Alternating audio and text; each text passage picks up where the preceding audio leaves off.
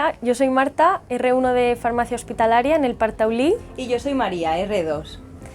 Y bueno, yo elegí el hospital porque es un hospital muy grande, entonces esto en las rotaciones nos permite ver muchos tipos de paciente porque también engloba la práctica totalidad de las áreas médicas.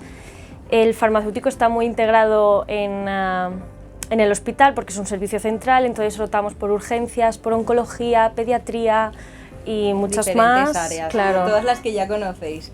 Bueno, además, ¿no? Otra área bastante potenciada en este hospital es la farmacia ambulatoria, donde tenemos por una parte la farmacia ambulatoria del paciente oncohematológico y la ambulatoria del resto de pacientes. También el RESI participa en los diferentes comités donde está integrado el farmacéutico hospitalario, donde se toman muchas decisiones a partir de las cuales los residentes podemos de ahí aprender mucho.